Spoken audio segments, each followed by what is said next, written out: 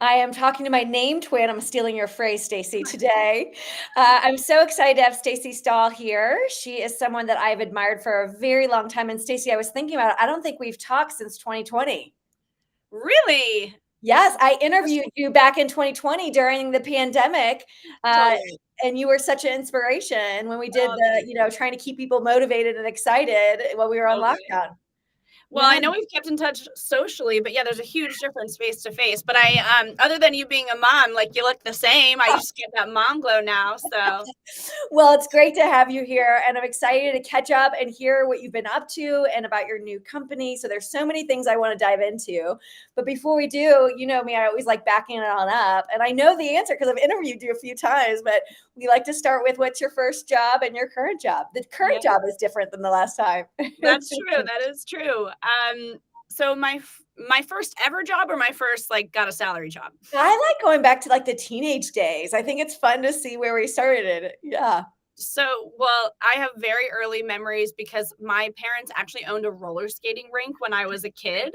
Yes. And so my first paid gig was stuffing goodie bags. And so at the roller skating rink, every Saturday and Sunday, we had birthday parties. And as part of the package, you got a certain amount of kids that, at your party, pizza, cake, and then, you've got a goodie bag at the end. And so someone had to stuff those. And so my friends and I had this assembly line stuffing all the goodie bags, and we got paid per goodie bag. So we were doing all of these like time tests and like figuring out how we could do the most in a small amount of time. And this is, you know, 30 years ago, or no, not 30, 25 years ago. And we were making like $20 an hour by the end of, our optimization. And we were like 11. So, it's pretty good. So you were meant to be a founder from a very young age, and it's 100%, I, 100%. And yeah, I had a lot of early stories like that. I can tell you 10 more. I love it. Well, and it's interesting. Your path and entrepreneurial journey, in some ways, seems disconnected. But even when you share that, I'm like, actually, there is this thread that goes through it all. That's Totally. yeah. Yeah. I So love what is your current? What are you doing now? So my current job is I own a company called Sweeter Cards. I'm just going to show you once and then we can move on from any of the No, I products. want to. I'm So excited. you have to see the concept. So it's a greeting card and there's chocolate inside. Yes. Yeah, Ooh, and that looks like such yummy chocolate. it's amazing chocolate. So it's called Sweeter Cards. We started in retail, so we're in around 800 boutiques around the country, and we also do tons of corporate gifting. And that's actually our biggest businesses at this point is customizing them. Like you can see this Chase Bank did this one. We have one for Oracle, NetSuite. So yeah, corporate and I guess it's called the promotional products industry is the official name. That's our biggest channel. So I love it. That's so cool. And so that's your current company, but in between, the roller rink Yeah. and where you are today, you also launched an online business that ultimately got sold and acquired by a really cool company. Yeah. I was really, really fortunate. My first business on my own, I had plenty of other small ideas, but my real business. I started when I was 23. Actually bought the domain name. I was sitting at my boyfriend, now husband's house. And I had the idea. And as I was buying the domain name, I've told you this story. I was like, I bet the Knot, which is the company who bought us, is going to buy this company one day. Before I was like logging into GoDaddy to get the domain and I had that. So anyways, it was a marriage proposal website and it was called howheasked.com. So it was a way for couples to share the story of how he or she asked. Yeah. And so we're an online platform for content and videos and photos. And this is in 2011. So like Facebook did not have content like that being shared.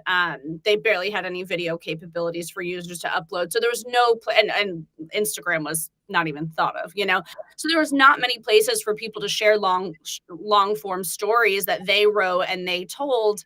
And so How He Asked became that place for them to share. And there was so much virality to all these stories because everyone loves a good love story. So I grew that company, and then sure enough, the Knot approached me and bought the company, and I was 28. So I ran that business only for 5 years and sold it. And Yeah, that's yeah, incredible. What's it yeah. like selling a business at 28 and then figuring out what's next? I'm sure that journey from selling it to the knot, achieving, the thing you set out to do, right? You have this aspiration that I'm going to sell this in the knot when you're 23. I love that blind ambition that a lot of young people have. I look at myself and things I thought at 23. I'm like, where did I come up with this? It's I pretty know. awesome how bold I was. Yeah, totally. But you sort of have to you have to admire that in yourself and know that there are some things that you set your sights on that, might not come true. But if you're in the habit of setting your sights on something, I think that's better than, having no vision or something to pull you up. I'm always the type of person who likes to attach to some vision for myself, Yeah. and anytime I'm down, I can just think about that vision or that bright light and just know like, okay, it's waiting for me. It's waiting for me. And even if it's not, I feel like it is. And it helps me because, entrepreneurship is full of ups and downs, and it's so lonely at times. And there's, you're just kind of saying, okay, is it a good month revenue wise that I'm happy? If it's not, then you're not happy. And it's kind of it's hard roller coaster to be on attaching yourself It to that. is. And I would say not even a hard month. I feel like there were hard days. Like I would be like, oh, the revenue looks good. Today's a good day. Oh my God, the company's going to tank. Totally. Or like in the beginning of the day, you're like, all right, I've got a lot of orders. And then the end of the day, you're like, they all got canceled. Like what happened? And you're right. It goes down to the day. It's not a month for me at least. Well, and Stacy, I'm going to go off rails for a minute, then I'll come back to the journey to Sweeter Cards. You were a keynote speaker at a conference we put on at Rise.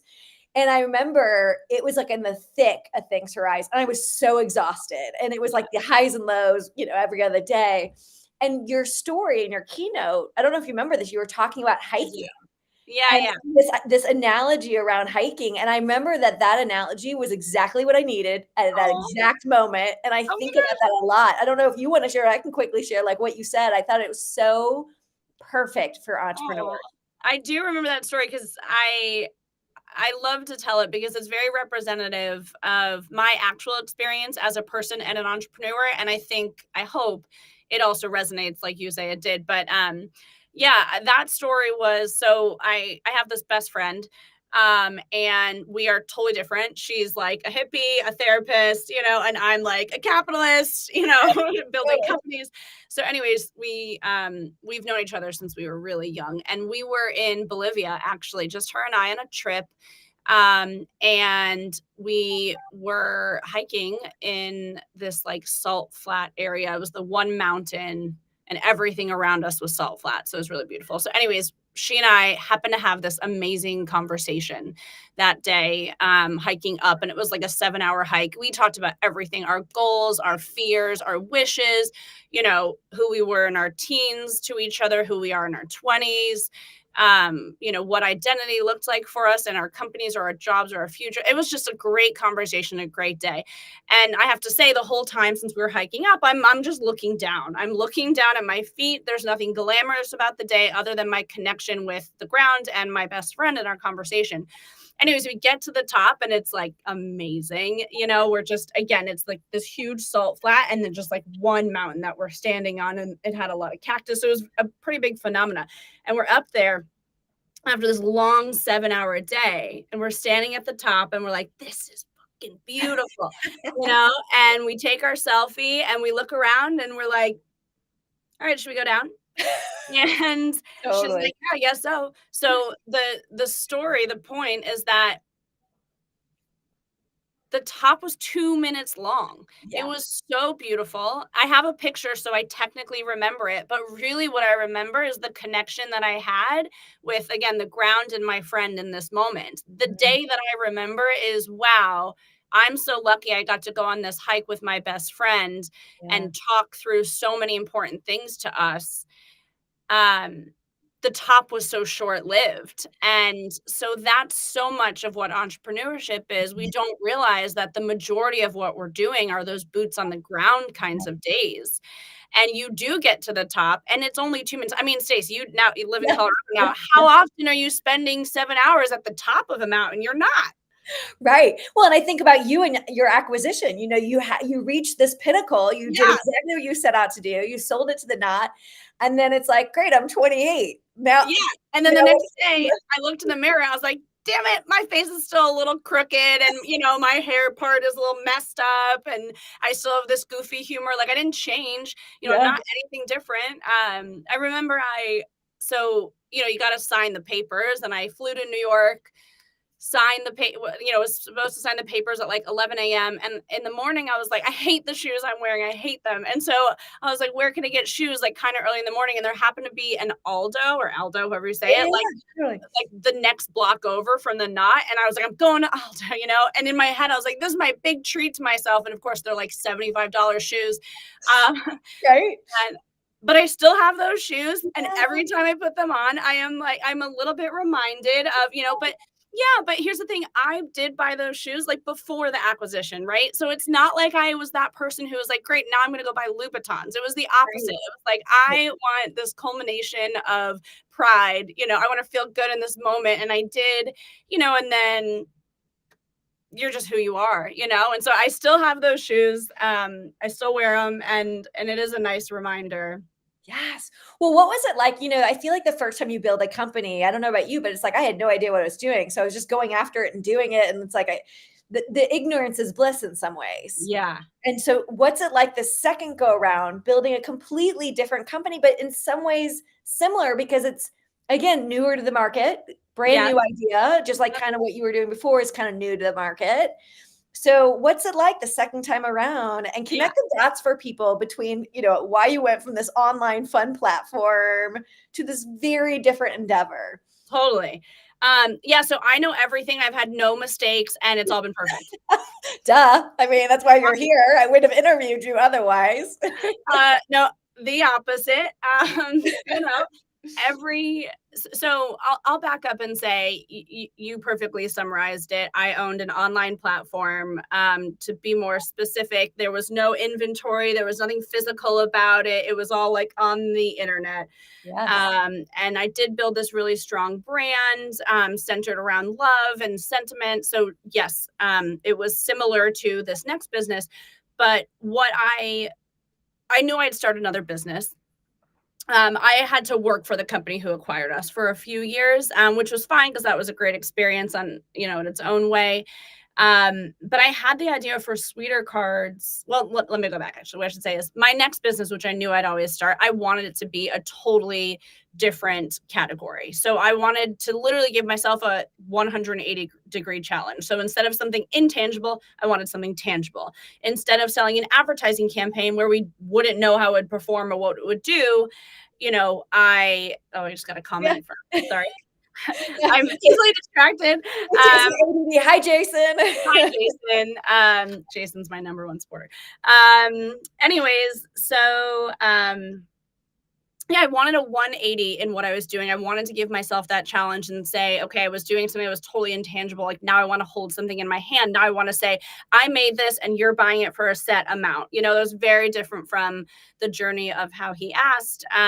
So anyways, that was kind of in my mindset. And then when I had the idea for sweeter cards, and it had checked those entrepreneurial boxes, it was like, I guess this is it, And so, the way I thought of sweeter cards, honestly, was when I was starting my other business, I was so young. I had all these mostly female, honestly, founder or mentors that supported me along the way, always gave me encouragement, tons of advice and connections. And I needed ways to thank them all the time. And I found it so hard to find things that were meaningful and showed true gratitude. And, flowers were so expensive, like insanely expensive. And you can only write like a tiny little note in them. Yeah. And they die. And then other gifts in the under 20 price point were cheap and just really felt meaningless. So anyways, I was at the grocery store one day getting a greeting card for my mother-in-law. And I just always buy chocolate and popcorn every time at the grocery store. Like you will not see me without it. So I had the chocolate bar in my hand, one hand, and the greeting card in my other hand. And it literally was like this, my hands like levitated to each other. And it was like, this is cool, And so I don't know. I was like, where would I find a chocolatier for this business? Like, where would I find a packaging company? I like did some Googling, and St. Louis, there's like lots of great chocolate options here, honestly. And you live there or live there. Yeah. Yeah. And that's where I live, St. Louis. Yep. And Yeah, and everything we do is sourced locally. And I have these great partners and vendors that I work with. We employ a team of adults with disabilities through an awesome organization here in St. Louis called Project Inc. So all of the components of the business are entirely different from my others, right? We have a warehouse, we have inventory, we've got people on the ground, we've got a lot of components. My other Yeah, one was like a little website of my developer, us kind of hacking things together. So totally. um, yeah, and I love the way it all looked. It turned out. I love that I've Mhm. had two different kinds of businesses and, seen relative success in both because I wondered, am I a one-hit wonder or, can I do something totally different? So Totally. Well, I love it's the all gone curiosity. wrong, but on purpose is what I'm trying to say. Oh, I love that. Well, I think a lot of entrepreneurs have that just natural curiosity of like, can I figure this out? How do I, the not knowing, I think in some ways is the fun part. Totally, totally. And Mhm. like every business, I'm sure you're interviewing a lot of people who have the Yeah. same like how did COVID pivot my business?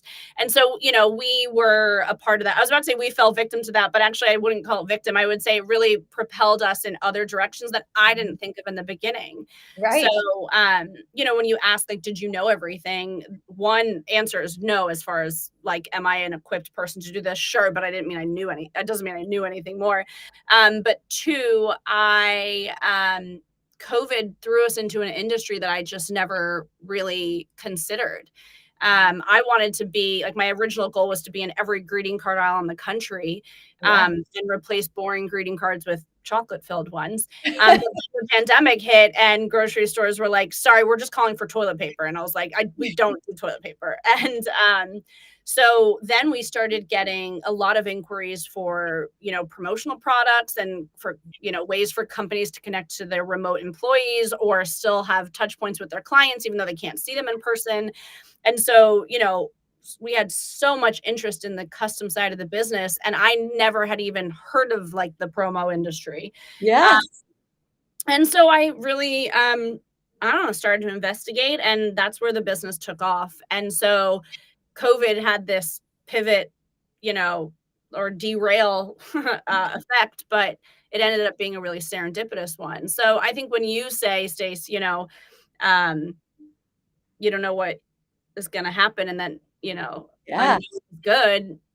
That's kind of what happened with that, and I'm grateful.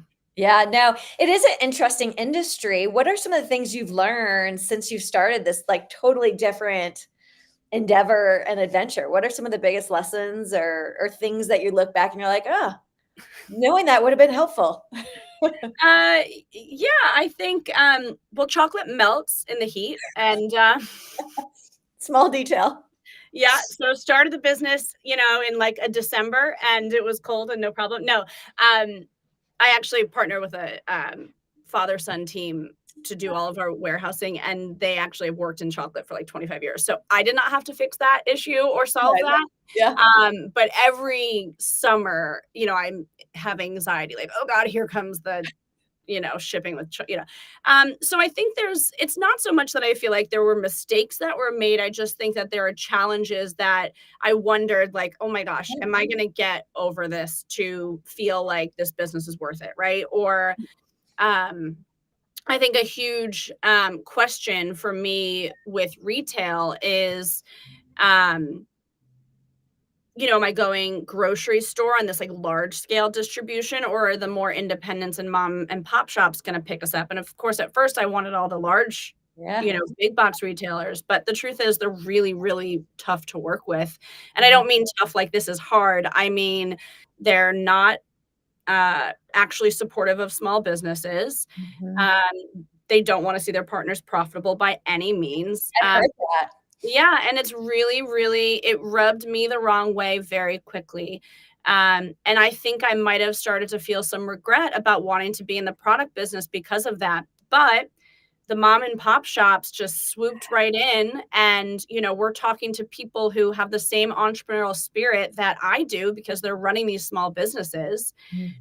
So that swooped in and sort of saved my whole like, why did I want to do this? Um, and then separately, the promo world had that times like 10. Uh, Yes. And just a quick overview of the promotional products world. I mean, it's everything you think it is. It's companies who need swag, who need pens, who need, wasteful things and not wasteful things. So it's an interesting space. But I will say there is a middleman who helps bring corporations to suppliers like Sweeter Cards. So there are these middlemen, and they're called distributors. And they also have an entrepreneurial spirit. So that's something that I really connect with as well, because in a sense, they're their own business as well, managing all of the needs of this corporate company that they work for and pairing them with companies like Sweeter Cards to do orders, So all that to say, I think I originally felt discouraged by my wanting to be in every, greeting card aisle in the country. Right. And instead found two really awesome markets that there's so much more integrity to them. And that's what I align with. So, it all worked out. Well, and I think that's such a good message no matter what industry you're in. I think when you start a company, you have this vision of who the product is for. Yep. And often, the different stages of building a company, that first stage is just all about product market fit. You can't scale and grow until you really figure out who wants this. And when 100%. I think about your product, and especially having put on conferences and things like that, like what a cool, thoughtful thing to receive versus, the swag is great, but so often you get the swag and you're like, what am I going to do with this? Right. Another tote. Yeah, for sure. And the thing with Sweeter Cards, which I love, you can print in it. And so for events, just because you're talking about events, people put schedule of events inside. So it'll be like, don't miss these. And I'll have the keynote speaker, that time and breakfast and, things listed that is, sort of like a brochure or info, piece of collateral. So that's awesome for that. But, I think, oh gosh, I lost my train of thought. You were saying something about product market fit. Well, just how to scale a company and stuff that we set out to think it's one thing. And often it's often something very different before you get to that next stage. Totally. And I think that's something that I think you and I naturally kind of have this together, that like openness to receive and just like, I'm going to put myself out there in a lot of ways. And there's a lot of things that will not go okay. But the more you do it, the more one of them will be okay. And that's the same thing for, product testing and testing in different markets. You really got to just keep going and keep going, keep going. And once and you see where it's flying, you will just absolutely, like for me, it's a momentum feel, right? So like when I feel friction, I don't like it. I can't sleep at night. I feel like I always find problems. I resist. I don't feel like I can be innovative. But when there's no friction and it's only momentum, you can just fly. And so but you have to have the friction to know what the other side looks like. You have to have the friction to be like, wow, this doesn't feel like friction. This feels good. So I think it's all about just, I don't know, someone told me this the other day, I'm going to totally botch this anecdote, because I don't know anything about baseball and I'm not a good anecdotal storyteller.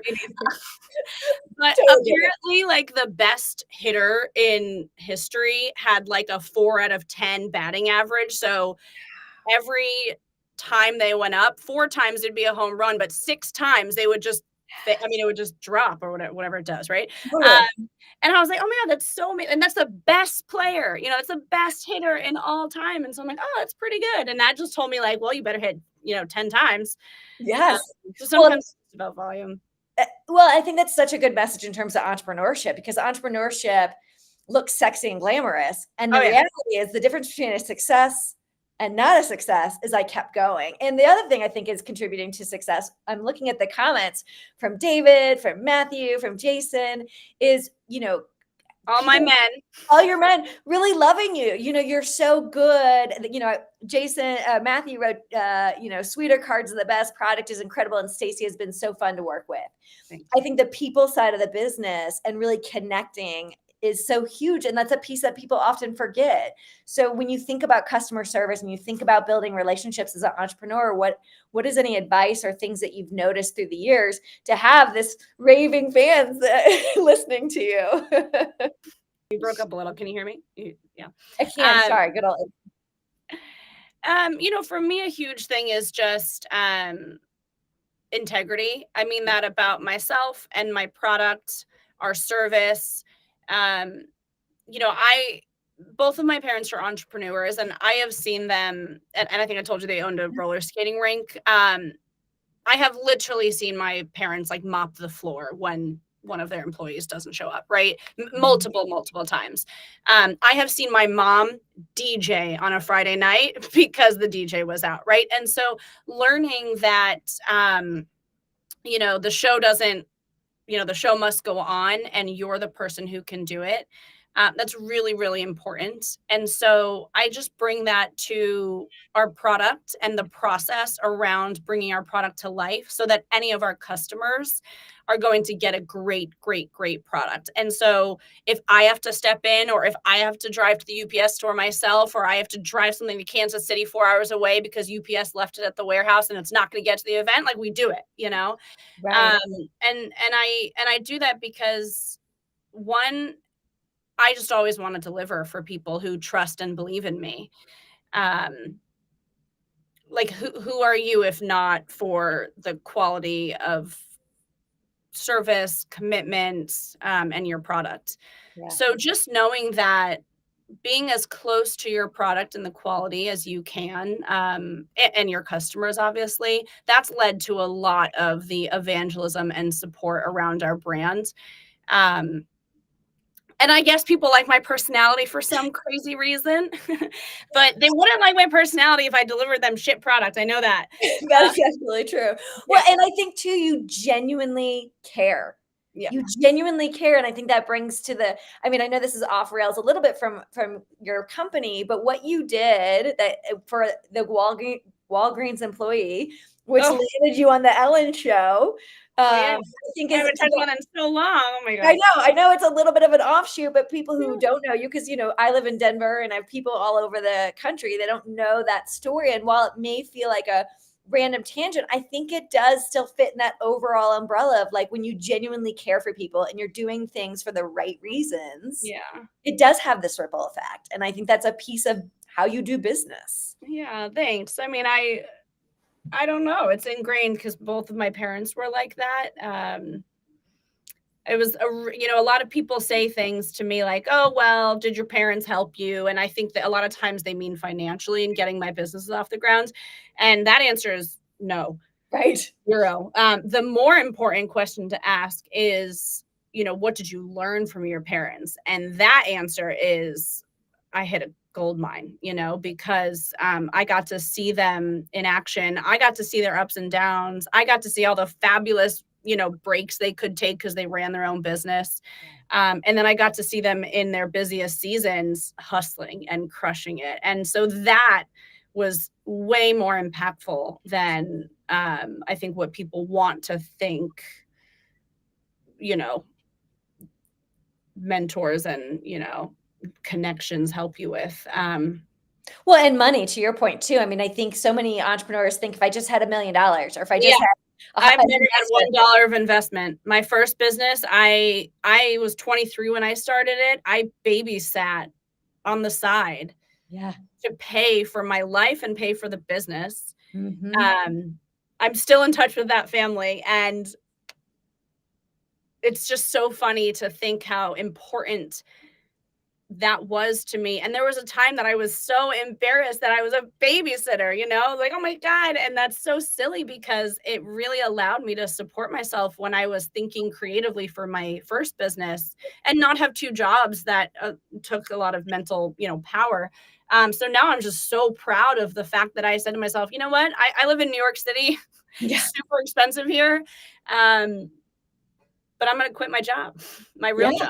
And I'm going to balance it and bridge it with something else. And so, I think when people think like, oh, I could never do this. Like I literally did it with a $1,600 rent bill. This is 15 years ago, and I was 23 and still did this company. And then my next company, obviously I had some capital from my first, but not too, I didn't have to put too much in. It was like, you put $5 in, try to make 7, you put $7 in, try to make 11, and it kind of grows like that. And so for anyone watching who thinks like, oh, I couldn't do it without whatever, both my businesses had no outside capital. And I think sometimes Plenty capital of outside advice, though. Plenty of outside advice. but I think sometimes capital can actually make it worse, right? To your point, Yeah. you had to figure it out. You had to have that friction so you Yeah. can find that product market fit and get that snowball effect.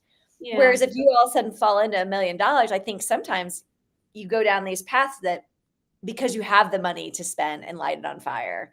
And so Yeah. Well, and money influences decisions a lot. And I've been grateful to have the flexibility and freedom to make my own choices because I don't have an investor who's telling me do this or else, or, any pressure, outside pressure. And I know that that type of business works for me. And there was a time that I wondered, like, man, I've never raised money. Am I a real entrepreneur? And now I'm like, I just know there are some people that thrive raising money.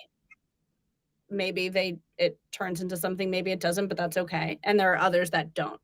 Yeah. There's two different, and I'm in one pile and they're in the other, and neither is better or worse. And we're not, and, but there was a time that I thought that my way was inferior. And, it's probably just maturity, but well, I think there's people that I think there's that pressure or that, all you hear about is venture capital and this company that brings all this money. And I think it's natural as an entrepreneur to be like, am I supposed to be doing that? So I'm really glad you said that because I do think there's that weird narrative around I'm only a legit entrepreneur if I've raised 100%. So no, I think that's really valid. And I would say, for one thing on the legit entrepreneur, like I remember when I paid myself in my first business more than my previous salary working for someone else. That was the most impactful goal I've ever had because I essentially just proved to myself that I can create that same value for myself that the rest of the job market is doing. And so that was very impressionable on me. And once I hit that, I think anything above that was just, oh, cool, that's extra great, but all I wanted to do was make it on my own, and that's making it, 15 years ago. But my point is, comparing yourself to, that one CEO who rang the bell, there's like a million others who went nowhere or just decided, oh, this is a lifestyle business or I have a small business. And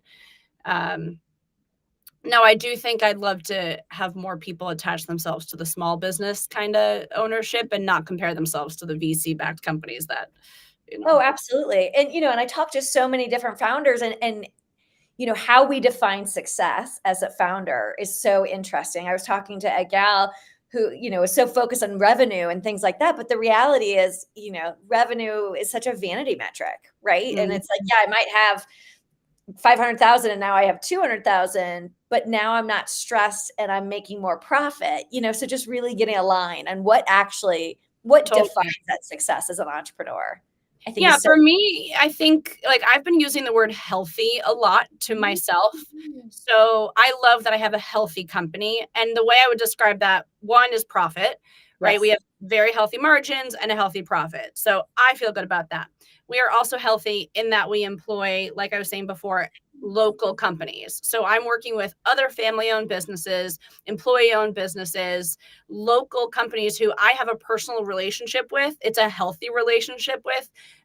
There's a lot of kindness. And, our first 5 minutes of our conversation, we're talking about our kids, we're talking about the new coffee shop in our town, we're talking about things that mean something to us. And then we've got the 2 minutes of business we've got to do, and so, and those people, they give me price increases every single year. And I'm like, all right, here you go.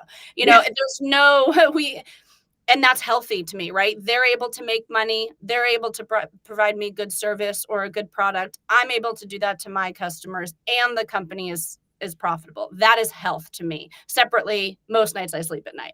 That is health. Yeah. And so, yeah, and then just knowing that the organization is living and breathing in a great way, very efficient, with great people, that's health, And so that's the metric that I would put on myself at this point in life. And it's a good place to be in versus revenue or. Well, and you brought up your children. I mean, that's such a good transition. You had, when you built your first company, you were 23 and, Totally. single with your boyfriend who now is your husband. And now you have two little ones. And how old? I think they're under 4. Yeah, they're 2 and 3.5. So yeah, they're really young. It's hard. Yeah. How is it? See a shift in body language here. Yeah, you're like, is your blood pressure going up a little bit? Yeah, I'm like, well, I'm at the office and they're there, so we're good. No, no, they're amazing. I have 2 boys. They're incredibly loving, which is, I'm not gonna say surprising, but a little unexpected for boys. I'm married to a boy. But they're so incredibly warm and loving and mama's boys. And so it's the best in that way. At the same time, they're 2 boys. They're incredibly, competitive, a lot of punching, a lot of hitting, a lot of crying. I'm trying, since the little one can fight back now, I'm trying to stay out of that way. Yeah. It might mean I have to take both kids to the hospital at a certain point, but at least it's like a fair playing field. And I just want a battleground that's fair. That's the only thing I can provide, And if they want to battle, that's them. So I'm trying to be a little more hands off when they punch each other and just let them have it. Natural consequences. Exactly. I mean, when the little one couldn't defend itself, I was like, you're a bad person. And my older one, like, you need to stop preying on the weak. And now I'm like, he's not weak. Let's see what he does to you. And you'll learn a lesson, buddy, How is that? I mean, you were talking about healthy and building it in a healthy way. Do you feel like a lot of that is influenced by now being a mom and having to be able to show up in this different way? Like I think about with Rise, how unhealthy I was at times, right? Yeah. Like being so all consumed, doing all these things, being stressed at capacity. And if I were to have 2 little ones, like that would have just tipped me over the edge at that point. So yeah. Do you feel like that's some of what's the motivation, or is it just like the byproduct of being a mom? Yeah. One thing about being a mom that I always want to bring to the conversation is, I hear a lot of women when they become moms say things like, oh, I'm just so happy that my son made me a mom. I love being a mom. I love my kid. Everything about being a mom is sort of like through their kids' eyes, like, oh, now I get all the joy out of it. And now there's some, but what I love about being a mom is what the practice of being a mom has taught me for all the other pieces of my life. Oh, so, I'm so much more structured with my time, with what and who I bring into my life and how I spend my time with those things or people. I prioritize my needs more because now I have to, or I'll die.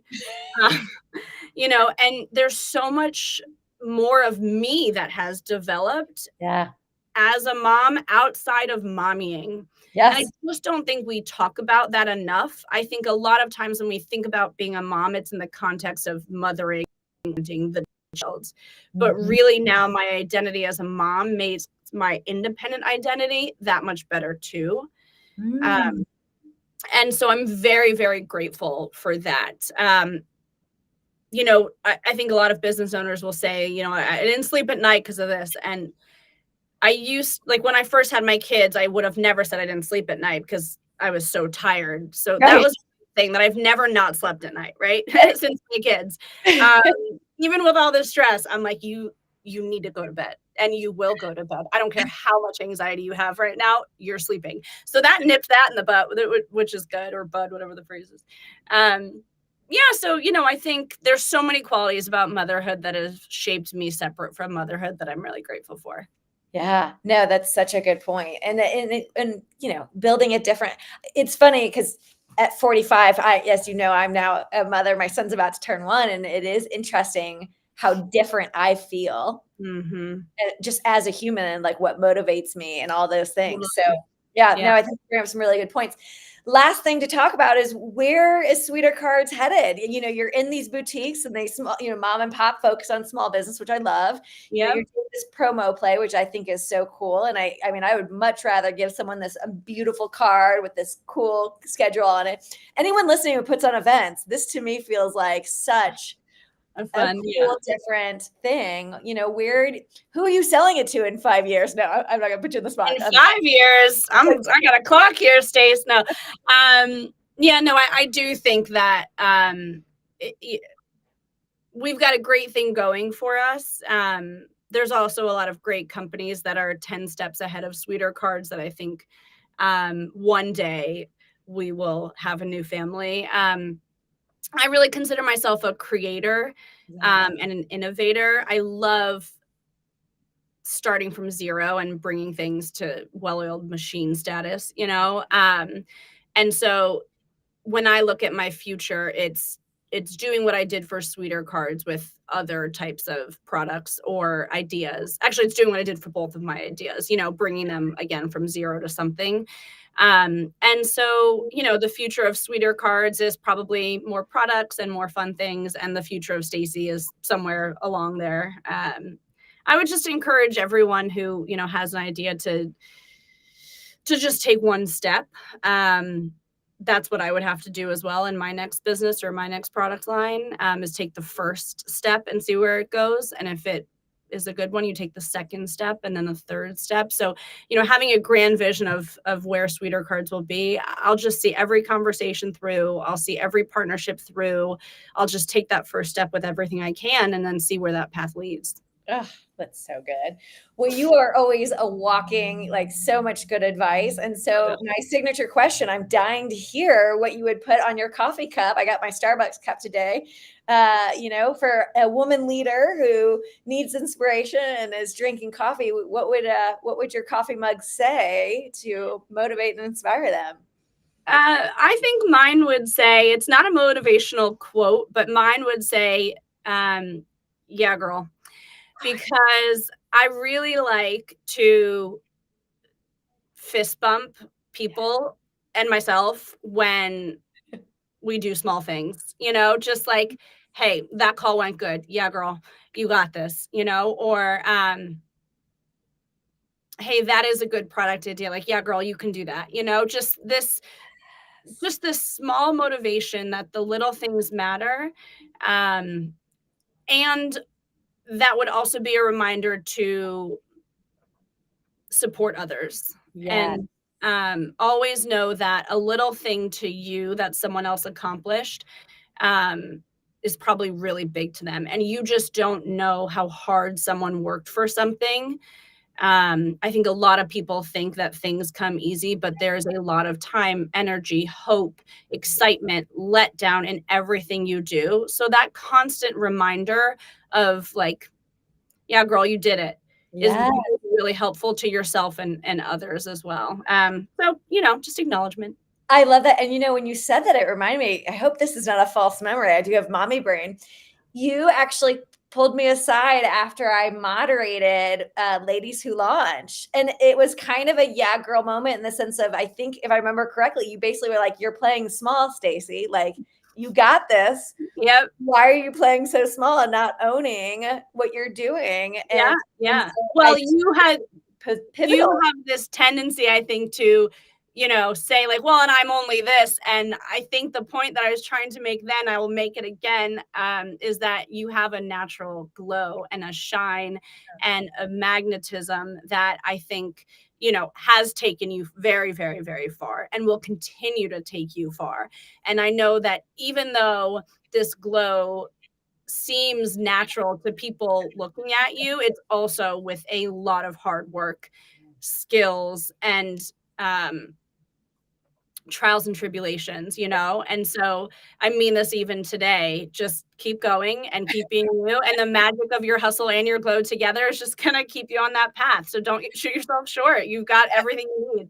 I love that. So that yeah, girl, you've been yeah, girl moment. So that is so amazing. So anyone watching and is like, wow, Sweeter Cards sounds amazing. Stacy is first of all, Stacy has a great name. And I want to spell it the same and same first letter of our last names, 5-letter last names. I mean, we are twins. We are twins. And, also that your maiden name, Stacy Tasman, and mine was Stacy Todman. I think I just am like your doppelganger and I want to be you when I grow up. So I'm just mimicking your life. Totally reverse. Totally. I'm with you. Trying my best to be a version of you. No, I'm teasing. Somebody is like so impressed by you, which they obviously are going to be, and are curious about Sweeter Cards or has an event that needs to have this or any kind of gifting opportunity. How can they learn more? Yeah, I'm only an email away. So my email is stacy@sweetercards.com, spelled like your Stacy, Stacy. I don't know who's listening or who's not listening, but I really do love to connect with other people who are building ideas. And so if anyone ever needs, to hear a war story from the trenches as well, I'm always happy to. So I'm an open book. Yes. Well, thank you so much for being on the show. It's always awesome to catch up with you. Next time we see each other, I hope it's not 4 years from now. Totally. I hope it's in person. Do you come back to St. Louis or no? I'm trying to find a reason to be back. I mean, my family's there. I'm born and raised St. Louis kid. So hopefully you'll be one of the first people I call when I come back. Perfect. Yeah. All right. Well, you take care and thank you for having me. Absolutely. Great to see you.